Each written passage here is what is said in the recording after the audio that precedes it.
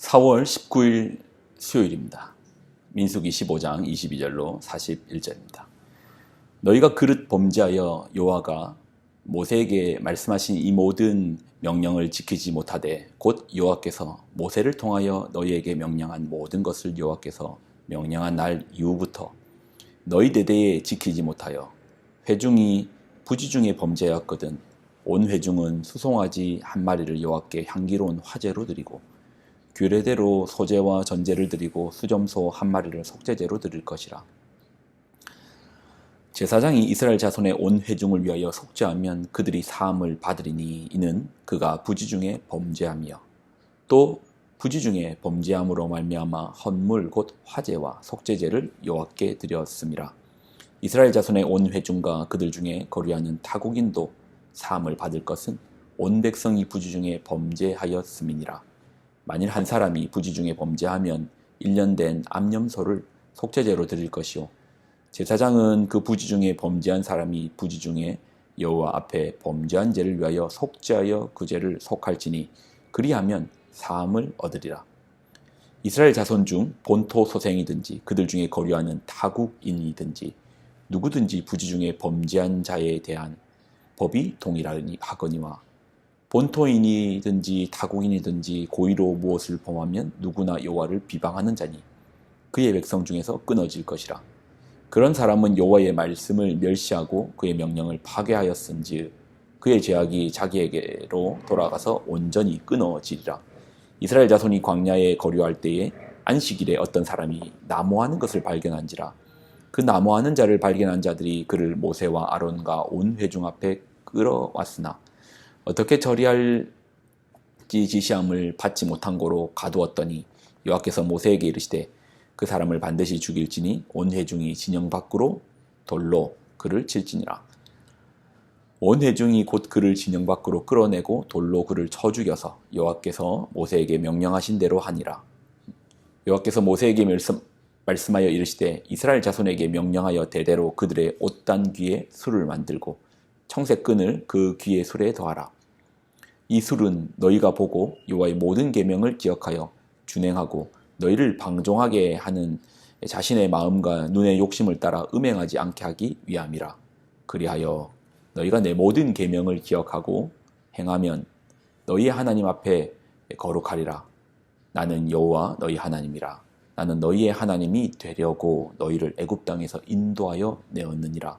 나는 여호와 너희의 하나님이라. 아멘. 기도하겠습니다.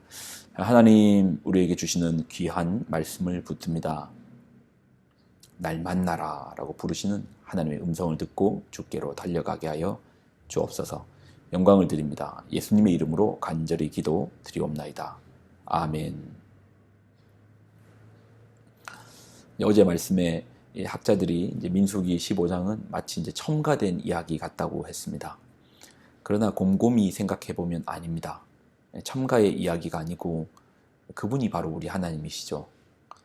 우리의 실패 앞에서, 우리의 넘어짐 앞에서 하나님은 이렇게 말씀하세요. 나에게 오라. 나에게 오라. 날 만나라. 11장에서 14절에 큰 실패가 있었고, 정말 큰 실수가 아닙니다. 실패가 있었고, 그 실패 앞에 하나님은 예배를 가리킵니다. 나에게 오라. 그분이 우리 하나님이십니다. 근데 생각해 볼 것이, 인생이라는 것이 파도가 없을 수 있습니까? 실패가 없을 수 있을까요? 없을 수 없습니다. 왜요? 물어볼 필요가 없습니다. 우리는 실낙원한 사람들입니다. 낙원을 떠나온 사람들입니다. 우리가 있는 땅은 천국이 아닙니다. 우리는 천국에서 쫓겨난 자들이죠. 죄로 말미암아 그 천국에서 떠나온 사람들입니다. 아니, 쫓겨나온 사람들입니다. 죄가 있는데 실패가 없다? 이게 비상식이죠. 욕심과 욕망이 있는데 싸움이 없다? 그게 어디 있습니까?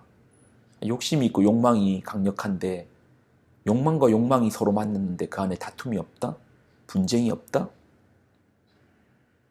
거기 어디 평화가 있겠습니까? 뺏고 때리고 더 가지려고 하고 더 큰 욕망을 하려고 하고 이게 이제 우리의 모습이죠. 이런 우리에게 실패가 없다? 인생에 파도가 없다? 거짓말이죠.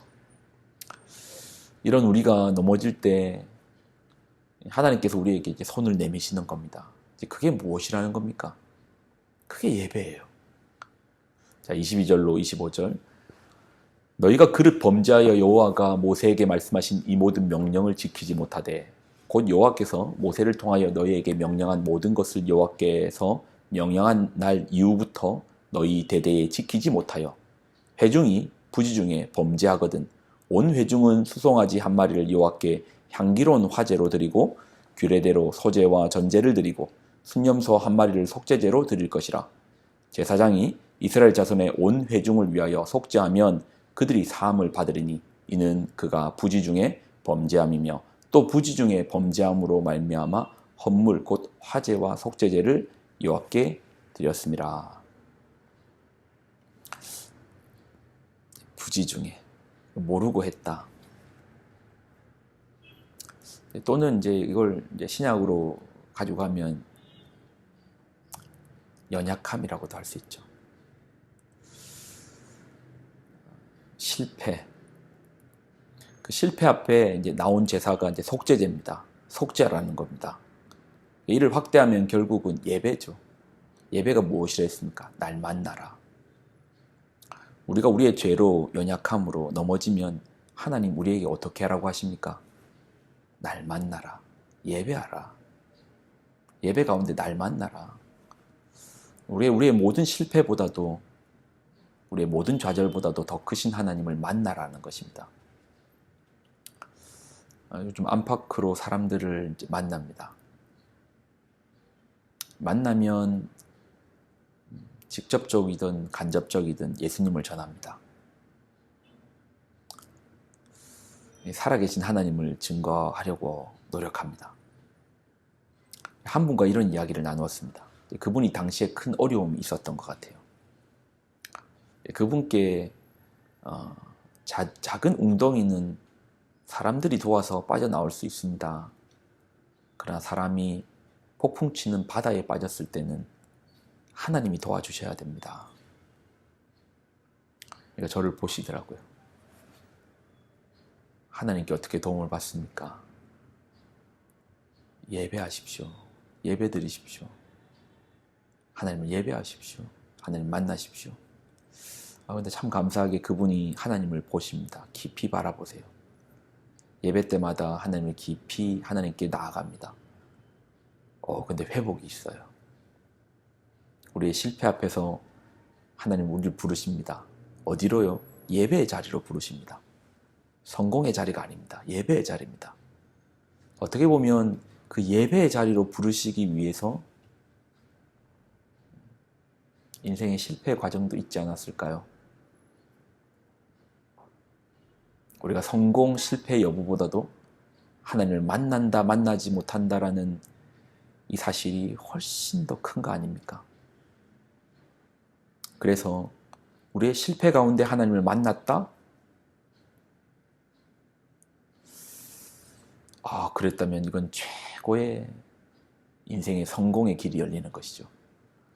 여러분 어떠신가요? 여러분 요즘 예배 어떻게 드리십니까?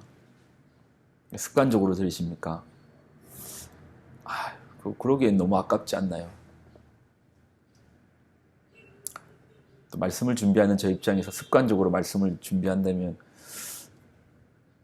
여러분 그런 말씀 듣고 싶겠어요? 그런 말씀 앞에서 마음을 드리고 싶겠어요? 이 교회를 섬기다 보니까 참 일주일이란 단위로 사람이 움직여지더라고요. 그러니까 꼭 하루가 일주일처럼 움직여지더라고요. 상당히 반복적이고 습관적일 수 있는데 그래서 참 감사한 게 물론 긴 시간은 아니지만 지금까지 단 한 번도 그 예배가 습관적이지 않았던 것 같습니다. 참 좋아요. 새벽 말씀도 이제 준비하고 있지만 습관적이지 않는 것 같아요. 참 좋아요. 하나님 만난다는 것이 참 좋네요. 그저 오신 하나님과 동행하는 여러분 되시기를 예수님의 이름으로 축원드립니다. 기도하겠습니다. 하나님, 참 좋으신 하나님, 우리의 실패의 현장마다 부르신 하나님, 날 만나라. 주님, 우리가 주님께로 나아갑니다. 우리를 만나 주옵소서. 예수님의 이름으로 간절히 기도 드리옵나이다. 아멘.